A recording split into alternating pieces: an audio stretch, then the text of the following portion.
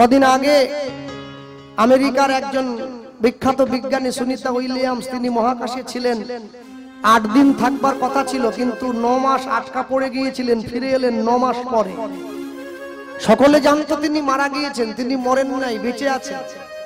ফিরে আসার পরে যখন তার প্রয়োজনীয় জিনিসপত্রগুলো ব্যাগ থেকে একটু একটু করে বের করা হচ্ছিল, সেই প্রয়োজনীয় জিনিসপত্রের মধ্যে থেকে 2টো জিনিস পাওয়া গিয়েছে, এটা খুবই গুরুত্বপূর্ণ। একটা হচ্ছে শ্রীমদ্ ভগবত গীতা, আর একটা হচ্ছে একটা গণেশের মূর্তি। যিনি আমেরিকার মানুষ, বিজ্ঞান নিয়ে গবেষণা করছেন, সারা জীবন এত উচ্চ শিক্ষিত হয়েছেন, যিনি বিজ্ঞান নিয়ে পড়াশোনা করলেন, বিজ্ঞান নিয়ে গবেষণা করলেন, সেই মানুষটা মহাকাশে যাচ্ছেন বিজ্ঞান নিয়ে গবেষণা করবার জন্য, সঙ্গে গীতাটা নিয়ে গেছেন। গীতার কি দরকার? গীতা কোনো ধর্মের ধর্মগ্রন্থ নয়। গীতা হিন্দু, মুসলমান, শিখ, খ্রিস্টান, জৈন, বৌদ্ধ সবাই পড়তে পারে। গীতা কারোর জন্য বাধা নেই। তুমি পড়বে না, তুমি পড়বে, তুমি পড়বে না, তুমি পড়বে। গীতা পড়লে জীবনের ধাপটা সুন্দর হয়, জীবনের শৈলীটা সুন্দর হয়, জীবন সুন্দর হবে। তবে তার জন্য পড়তে হবে তো। যে মরে গেছে, মরা মানুষের বুকের উপরে লোকে গীতা দিয়ে দেয়। মরার বুকের উপরে গীতা দিয়ে কি হবে? ও গীতা দেখতে পায়, সাদা না কালো। জীবনে বেঁচে থাকতে থাকতে একটু পৃষ্ঠাটা উল্টে দেখতে হয়। ভুল হোক, আমি ভুলই পড়বো। এখানে তো পরীক্ষার ব্যাপার নেই যে ভুল করলে কেউ নাম্বার কেটে নেবে। আমি ভুলই পড়বো, কিন্তু পড়তে ক্ষতি কোথায়? দস্যু রত্নাকর যদি মরা মরা উচ্চারণ করতে করতে রাম উচ্চারণ করতে পারে, জগাই মাধাইয়ের মতো মাতাল যদি মহাপ্রভুর চরণ পেয়ে যেতে পারে, মলয় চাঁদ কাজীর মতো মুসলমান যদি হরিনাম গাইতে পারে, তাহলে আমি কেন পারবো না? এই বোধটা সবার আগে অন্তরের মাঝে বসিয়ে নিতে হবে। যে ভগবানকে ভালোবাসে, ভগবান তাকেও নাম দিয়েছে। যে ভগবানকে ভালোবাসে না, ভগবান তাকেও নাম দিল। আশ্চর্য কি? যে ভগবানকে ভালোবাসে, ভগবান যে তাকে নাম দিল, সে ভগবানের নাম ভক্তি শ্রদ্ধা সহকারে গ্রহণ করল। আর যে ভগবানকে ভালোবাসে না, যে ভগবানকে ভালোবাসে, সে তো নাম পেয়েছে। বৃন্দাবনের ব্রজগোপীগণ, ললিতা, বিশাখা, চিত্রা, চম্পকলতা আছে, তারাও নাম পেয়েছে। শ্রীদাম, সুদাম, দাম, বসুদাম, এরাও কৃষ্ণ পেয়েছে। আবার কুরুক্ষেত্রের মাঠে গিয়ে দুর্যোধন, দুঃশাসন, এরাও তো কৃষ্ণ পেয়েছে।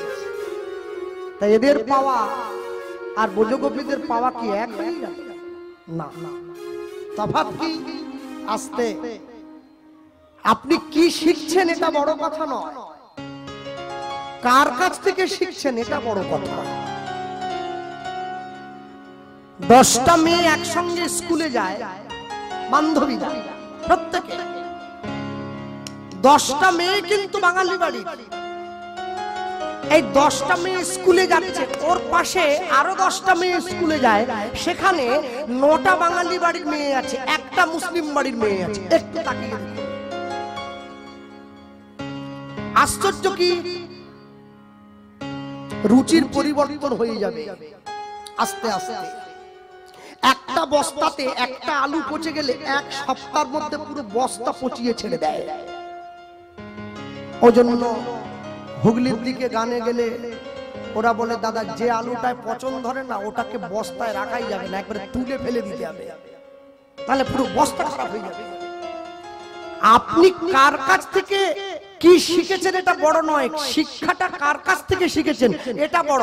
দুর্যোধন শিক্ষা গ্রহণ করছে শকুনির কাছ থেকে, আর যুধিষ্ঠির শিক্ষা গ্রহণ করছে কৃষ্ণের কাছ থেকে।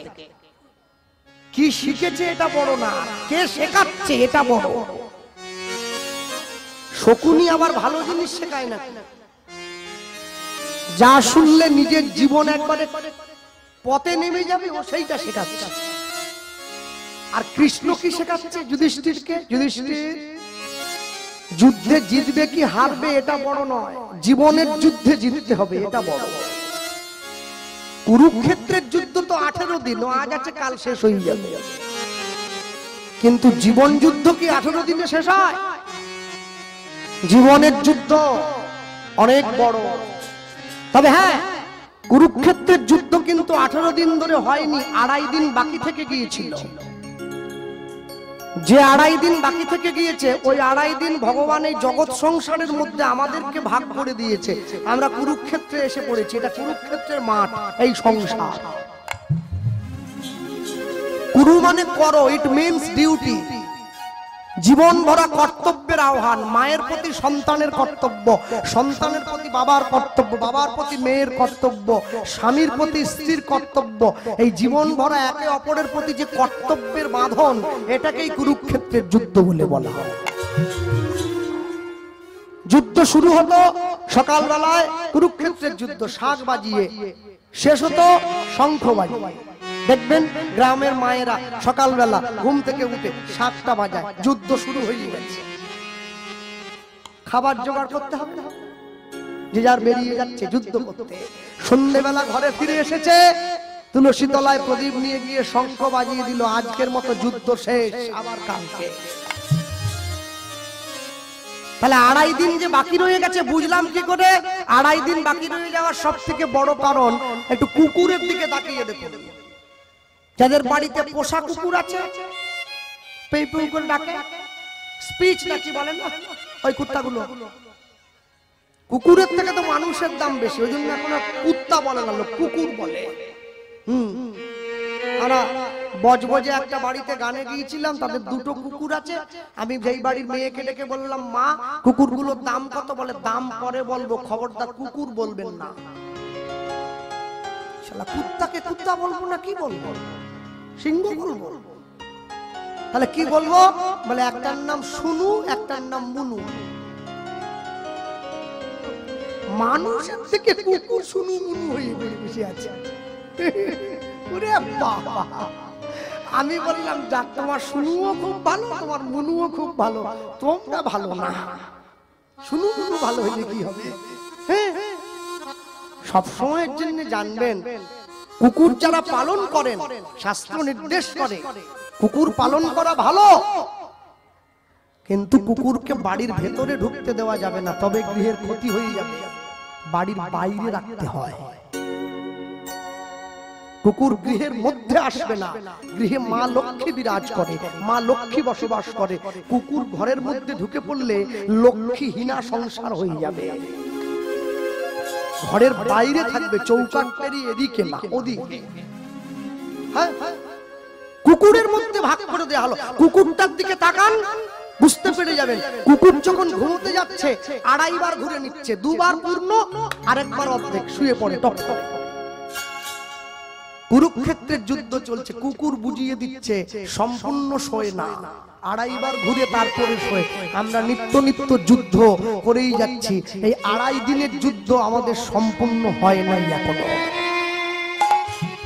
এই যুদ্ধে সবাই জিততে পারবে না। কে জিতবে? যে গোবিন্দ চরণটা ধরে আছে, সে জিতে যাবে।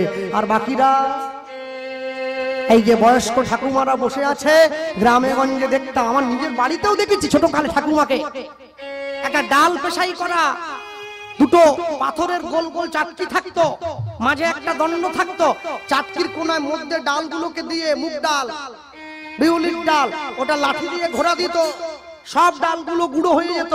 আশ্চর্য কি, ওই চাটকির গোড়ায় যে ডালগুলো বসে থাকতো, চাটকিটা যত জোরেই ঘুরুক না কেন, ওই ডালগুলো কিন্তু ভাঙতো না, ওগুলো গোড়াতে রয়ে যেত। ভগবান নিত্য নিত্য ঘোরাচ্ছে, 2টো চাটকি আছে, জন্ম আর মৃত্যু, মাঝে যারা পড়বে সবাই গুঁড়ো হয়ে যাবে। দণ্ড কোনটা? গোবিন্দ চরণ। যারা ধরে বসে আছে তারা ভাঙবে না, বাঁচার পথটা পেয়ে যাবে। আর যারা ধরবে না তারা তো গুঁড়ো হয়ে যাবে। বেড়াল যখন ইঁদুরটাকে মুখে করে কামড়ে এক বাড়ি থেকে নিজের বাসায় নিয়ে যায়, তখনও কামড় দিয়ে ধরে। আর বেড়াল যখন নিজের বাচ্চাটাকে কামড় দিয়ে এক বাড়ি থেকে অন্য বাড়িতে নিয়ে যায়, তখনও কামড় দিয়ে ধরে। ওই ইঁদুরটাকে কামড়ানো আর নিজের বাচ্চাটাকে কামড়ানো, দুটো কি এক হয়ে গেল? ইঁদুরটাকে কামড়ে ধরেছে মারার জন্য, নিজের বাচ্চাটাকে কামড়ে ধরেছে যেন ব্যথা না লাগে, এক জায়গা থেকে আরেক জায়গায় নিয়ে যাওয়ার জন্য।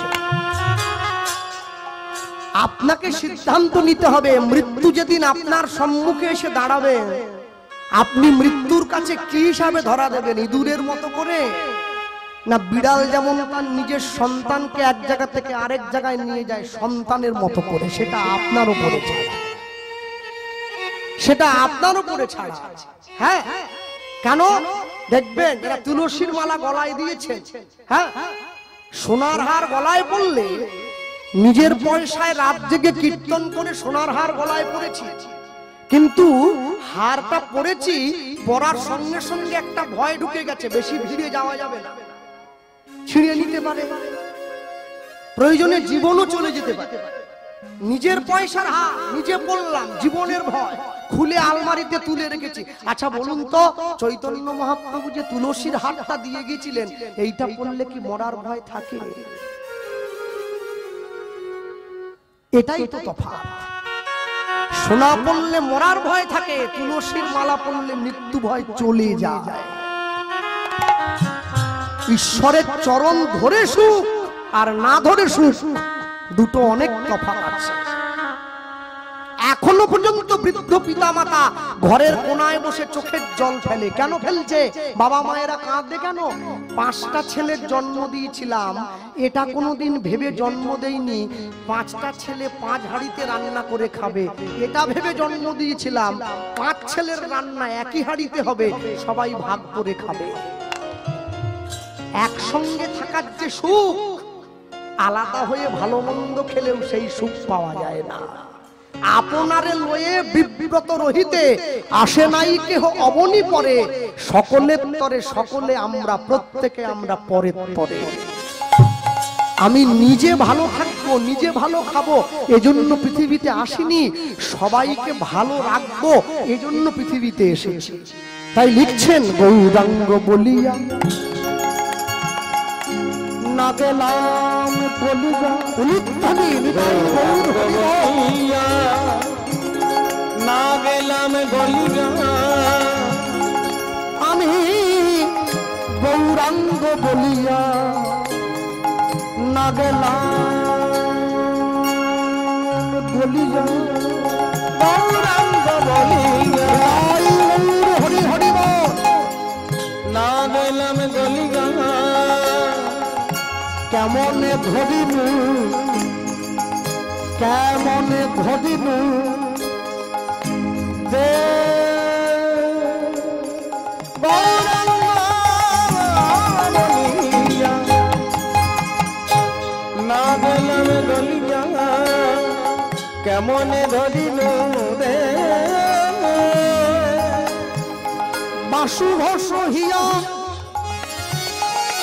পাষাণ দিয়া, বিধি কেমনে বলিয়াছে,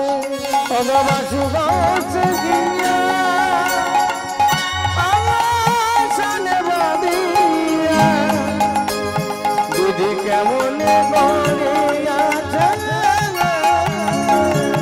ওগো বাসুভ সহিয়া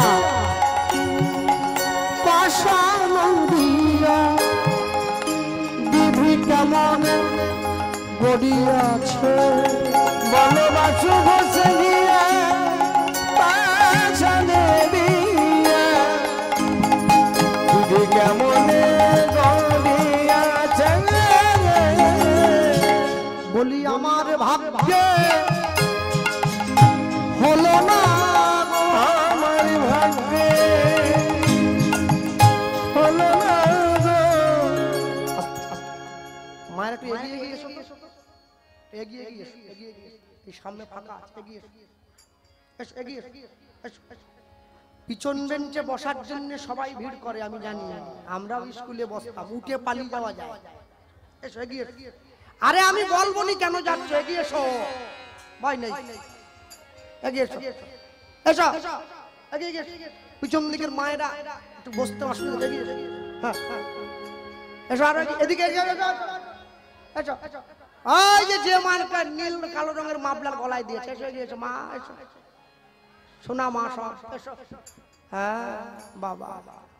বলি আমার ভাগ্যে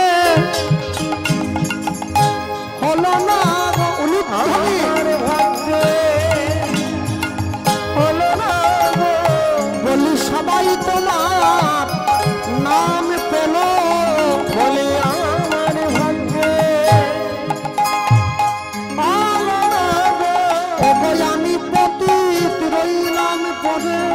ওগো আমার ভাগ্যে হলো না গো বলি এমন পতিত পাবন অবতারে আমার ভাগ্যে হলো না গো তোমার নাম বুঝি নেওয়া হলো না ওগো আমার ভাগ্যে হলো না গো তোমার চরণ তলে আশ্রয় দিয়ে আমার ভাগ্যে হলো না গো বলি হে আমার বন্ধু হরি আমার ভাগ্যে হলো না গো তোমার প্রিয় আমায় চরণ তরি আমার ভাগ্যে হলো না গো বলি প্রেমানন্দে কহ হরি হরি আমার ভাগ্যে হলো না গো প্রেমানন্দে হরি হরি আমার ভাগ্যে হলো না গো আমার ভাগ্যে হলো না গো বাছু বসে গিয়া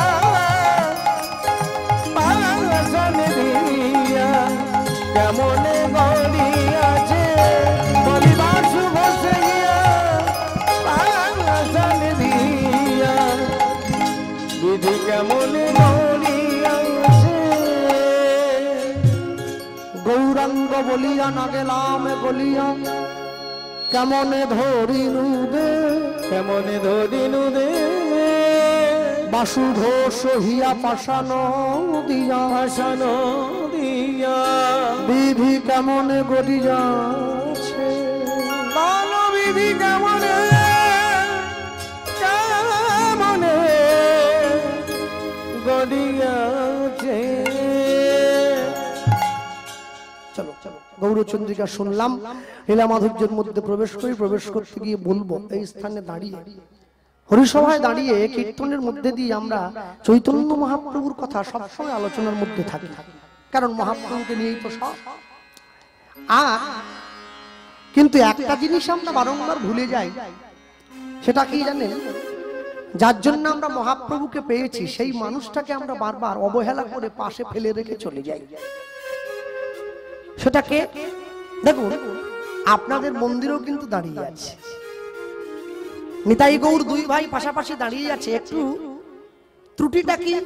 ত্রুটিটা হচ্ছে নিতাই গৌর দুজনকে একই রকম কাপড় পরানো হয়েছে, দুজনের গায়ের রংটাও একই করে দেওয়া হয়েছে। তাহলে তো বোঝা যাবে না।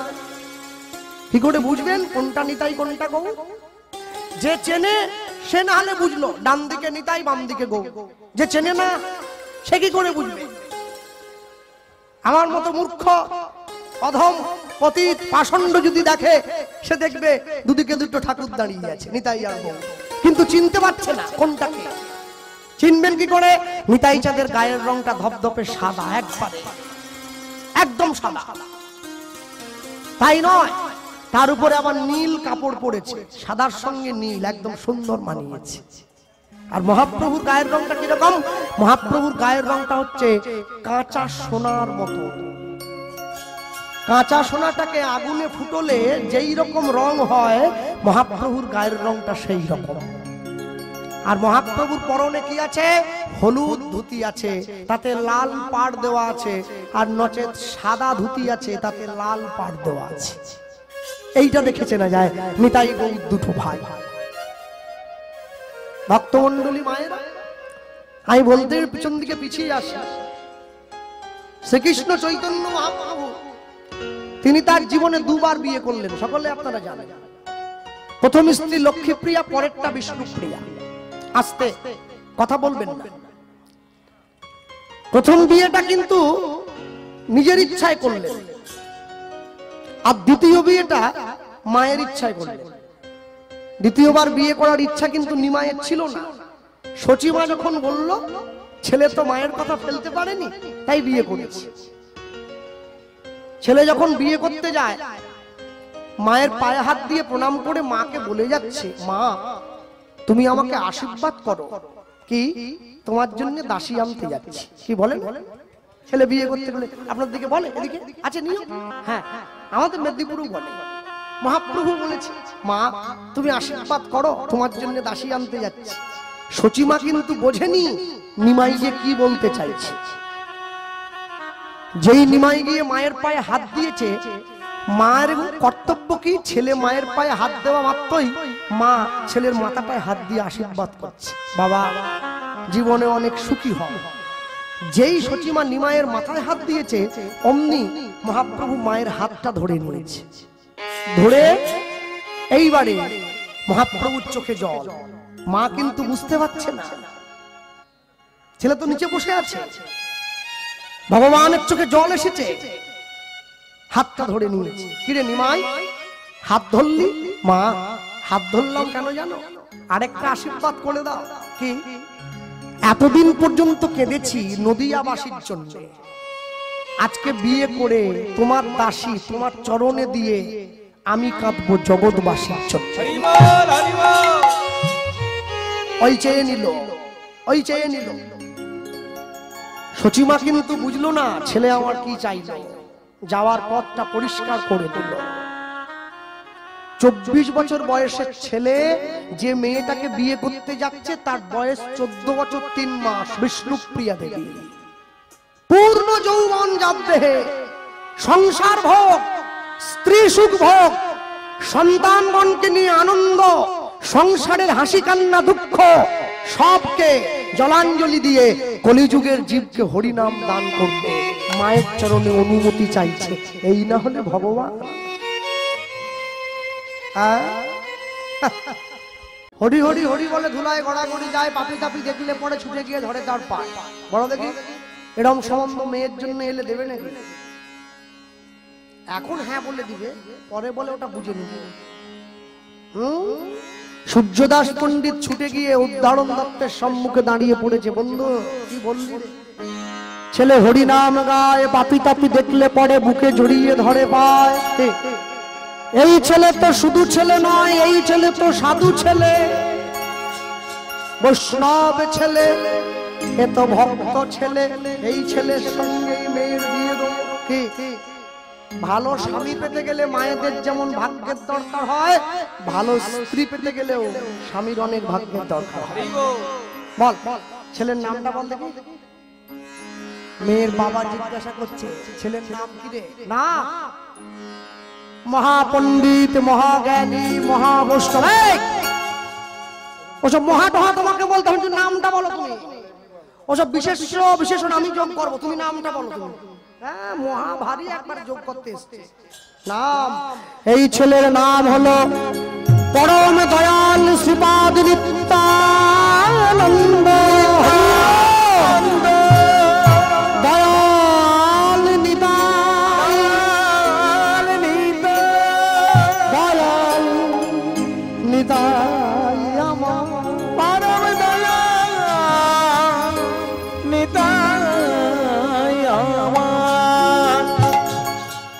নিতাই যাদের নামটা বলেছে, উদ্ধারণ দত্তের মনে তো বড় আনন্দ। প্রভু কোথায়? হ্যাঁ, সম্মুখে এসে দাঁড়িয়ে। একলাই আসে নাই মনে করিতে উদ্ধার, এবে সেই উদ্ধারিবে মোর পরিবার।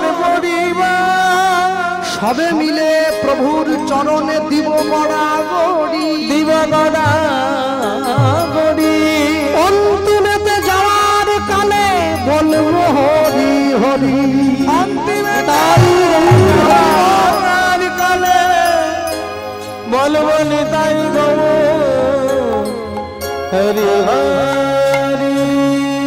আনন্দ আনন্দ মহানন্দ। সবাই মিলে ছুটে এসছে। প্রভু সূর্যদাস পণ্ডিত ছুটে গিয়ে নিতাই চাঁদের সম্মুখে দাঁড়িয়ে পড়েছে, হাতটা ধরে নিয়েছে। মেয়ের বাবা রাজি হয়ে গেছে। আমি 10টা গ্রামের লোক খাওয়াবো, সকলকে নিমন্ত্রণ দাও, সবাইকে খবর দাও, আমার প্রভুর বিয়ে বলে কথা। বাজারে বাজারে বাজারে বাজারে বাজারে বাজারে বাজারে অনুষ্ঠানী হরি বাজারে বাজারে বাজারে বাজারে বাজারে বাজারে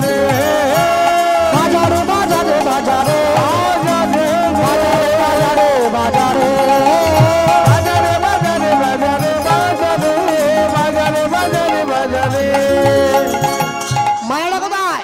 শাঁখ বাজাও উলুদাও নিতাই চাঁদের হবে বিয়ে, শাঁখ বাজাও উলুদাও নিতাই চাঁদের হবে বিয়ে।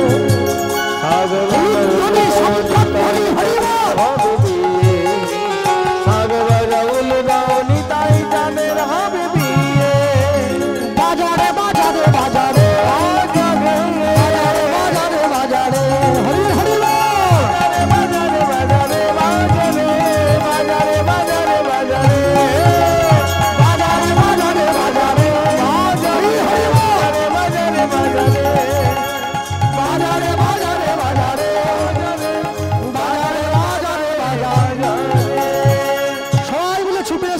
তোরা আয় তোরা আয়, আজ নিতাইয়ের হবে গবিয়া জল ভরিতে যায়, তোরা আয় কাল না বাসিনি। আজ নিতায়ে হবে গবিয়া জল ভরিতে আয়, তোরা আয় কান্না বাসিনি। আজ নিতায়ে হবে গবিয়া জল ভরিতে আয়, তোরা আয় কান্না বাসিনি। বলো আজ নিতাইয়ে হবে গবিয়া জল ভরিতে আয়, তোরা আয় কান্না বাসিনি। আজ নিতায়ে হবে গবিয়া জল ভরিতে আয়, তোরা আয় কান্না বাসিনি। ছিড়ি নেল গিরিবালা লক্ষ্মী নেল বরণ, চিরিলে গিরিবালা